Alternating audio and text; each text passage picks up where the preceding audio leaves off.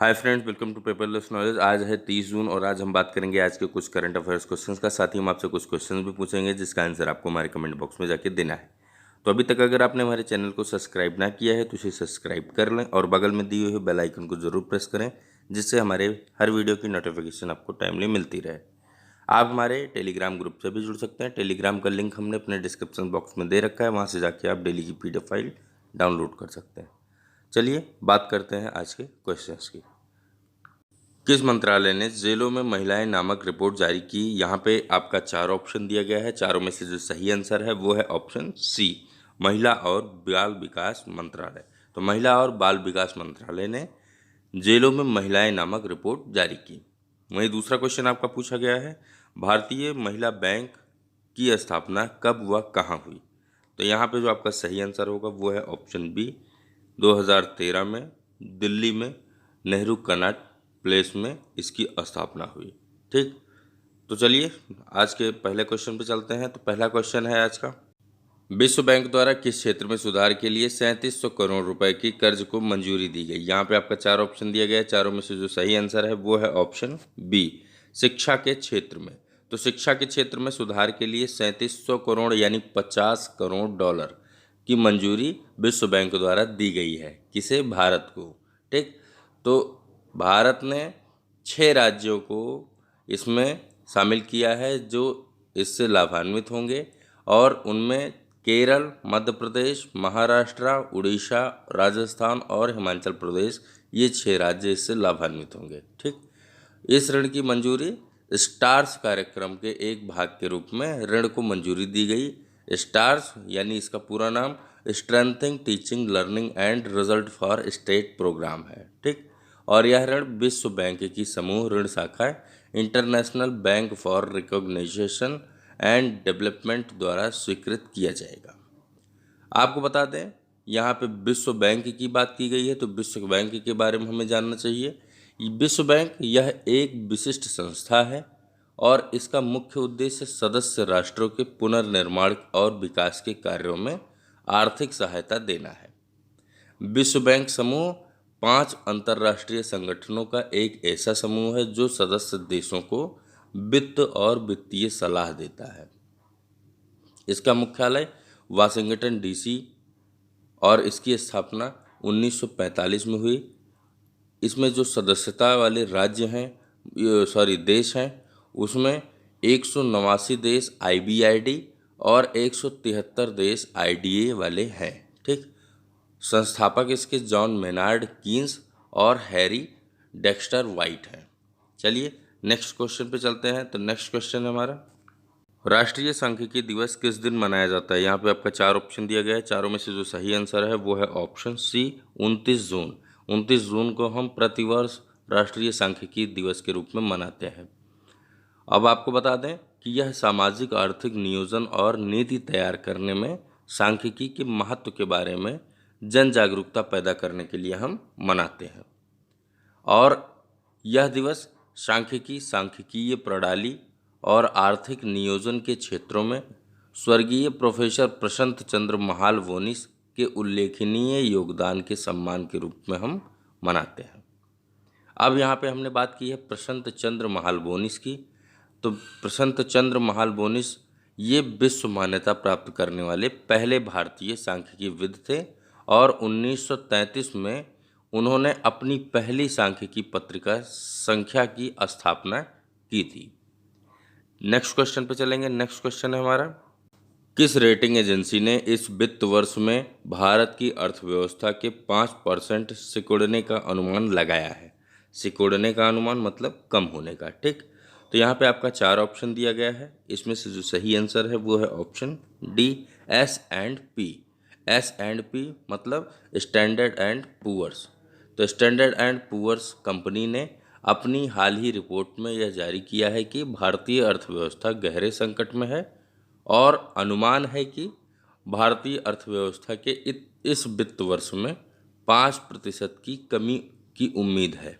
ठीक, S&P ने 2020 में एशिया और प्रशांत क्षेत्र की अर्थव्यवस्था के 1.3% कमी का अनुमान लगाया है। अब S&P कंपनी के बारे में आपको बता दें तो अमेरिकी वित्तीय यह एक जो है अमेरिकी वित्तीय सेवा कंपनी है और इसकी स्थापना 1860 ईस्वी में हुई। इसका मुख्यालय न्यूयॉर्क USA में है और इसके इस समय जो वर्तमान में अध्यक्ष हैं वो देवेंद्र शर्मा जी हैं। नेक्स्ट क्वेश्चन की बात करेंगे। नेक्स्ट क्वेश्चन है हमारा, किस तेल और गैस कंपनी ने बैटरी स्वैपिंग सुविधा क्विक इंटरचेंज सर्विस नामक एक नई तकनीकी लॉन्च की है? यहाँ पे आपका 4 ऑप्शन दिया गया, चारों में जो आपका सही आंसर है वो है option B, Indian Oil Corporation. तो इंडियन ऑयल कॉरपोरेशन ने अभी हाल ही में बैटरी स्वैपिंग सुविधा क्विक इंटरचेंज सर्विस नामक एक नई तकनीकी लॉन्च की है। इस तकनीकी को पेट्रोलियम एवं प्राकृतिक गैस मंत्री धर्मेंद्र प्रधान ने चंडीगढ़ में बैटरी स्वैपिंग सुविधा क्विक इंटरचेंज सर्विस का उद्घाटन किया। और आपको बता दें कि बैटरी स्वैपिंग मॉडल के माध्यम से इलेक्ट्रॉनिक वाहन के लिए बुनियादी ढांचा स्थापित करने के लिए एक गतिशीलता फर्म के साथ एक समझौते पर उन्होंने हस्ताक्षर किया है। अब यहाँ पे आपको बता दें कि इंडियन ऑयल कॉरपोरेशन के बारे में, तो इंडियन ऑयल कॉरपोरेशन भारत सरकार की एक बड़ी एकीकृत और तेल शोधन और विपणन करने वाली सार्वजनिक क्षेत्र की कंपनी है और भारत सरकार ने इंडियन ऑयल कॉरपोरेशन को महारत्न का दर्जा दिया है। इसकी स्थापना 1959 में हुई थी। इसका मुख्यालय नई दिल्ली में है और इसके जो वर्तमान में अध्यक्ष हैं वो राजीव सिंह जी हैं। ठीक, नेक्स्ट क्वेश्चन पे चलेंगे। नेक्स्ट क्वेश्चन है हमारा, वर्तमान में लोकसभा और विधानसभा चुनावों में पोस्टल बैलेट के चयन के लिए मतदाताओं की न्यूनतम आयु सीमा क्या है? तो यहाँ पे आपका जो सही आंसर है वो है ऑप्शन डी, 65 वर्ष। ठीक, तो 65 वर्ष इस समय ये न्यूनतम आयु सीमा है। पहले यह 80 साल थी, अब इसे घटाकर 65 वर्ष कर दी गई है। और आपको बता दें कि 65 वर्ष या उससे अधिक आयु के लोग लोकसभा और विधानसभा चुनाव में पोस्टल बैलेट सुविधा का विकल्प चुन सकते हैं। इस संशोधन के तहत मतदाताओं को पोस्टल बैलेट चुनने की आयु सीमा जो है वो हमने जैसे आपको बताया कि 80 वर्ष से घटाकर 65 वर्ष कर दी गई है और सबसे पहले बिहार राज्य के मतदाता इससे लाभान्वित होंगे।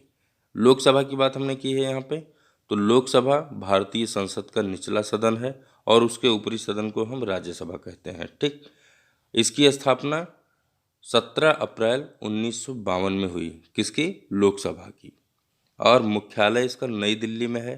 भारतीय संविधान के अनुसार सदन में जो सदस्यों की अधिकतम संख्या है वो 552 तक हो सकती है और जिसमें 530 विभिन्न राज्यों तथा 20 केंद्र शासित प्रदेशों का प्रतिनिधित्व करते हैं। नेक्स्ट क्वेश्चन पे चलेंगे। नेक्स्ट क्वेश्चन है हमारा, किस केंद्रीय मंत्रालय ने नशा मुक्त भारत वार्षिक कार्य योजना 2020 और 2021 लॉन्च की है? तो यहाँ पे आपका 4 ऑप्शन दिया गया है। इसमें जो आपका सही आंसर है वो है सामाजिक न्याय और आधिकारिकता मंत्रालय। ऑप्शन ए यहाँ पे आपका सही है। तो सामाजिक न्याय और आधिकारिकता मंत्रालय द्वारा नशा मुक्त भारत वार्षिक कार्य योजना लॉन्च की गई है।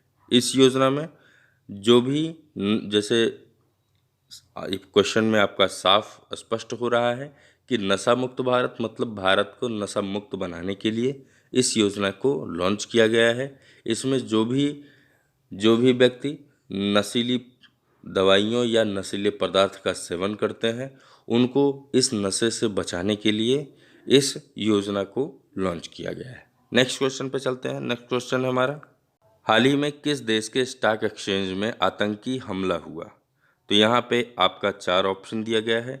इसमें जो आपका सही आंसर है वो है ऑप्शन बी, पाकिस्तान। तो पाकिस्तान के स्टॉक एक्सचेंज में आतंकी हमला हुआ है। कब हुआ है ये हमला? तो ये हमला 29 जून को कराची शहर में हुआ।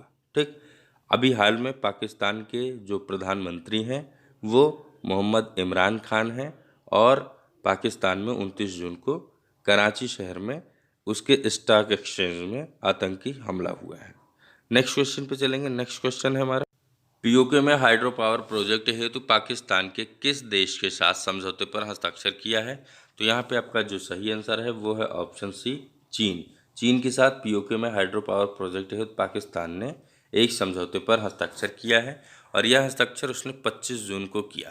ठीक, आपको बता दें कि इस समझौते में 1124 megawatt Kohla hydro power project, आप इसे जल विद्युत परियोजना कह सकते हैं, तो जल विद्युत परियोजना के निर्माण के लिए हस्ताक्षर किया गया है और यह प्रोजेक्ट पीओके के मुजफ्फराबाद जिले में सिरान और वर्सला गांव के निकट झेलम नदी पर स्थित है।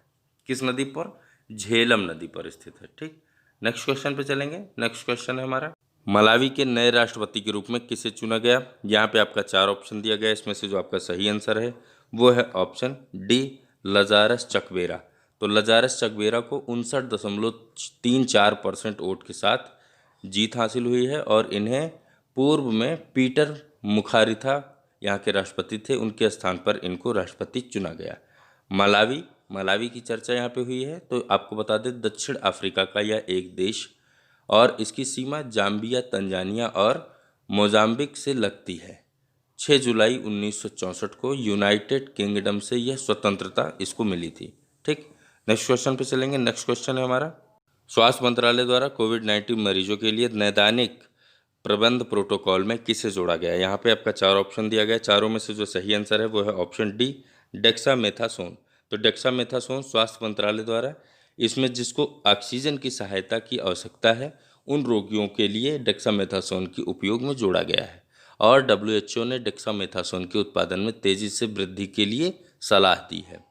अब डेक्सामेथासोन है क्या, इसके बारे में जान लेते हैं।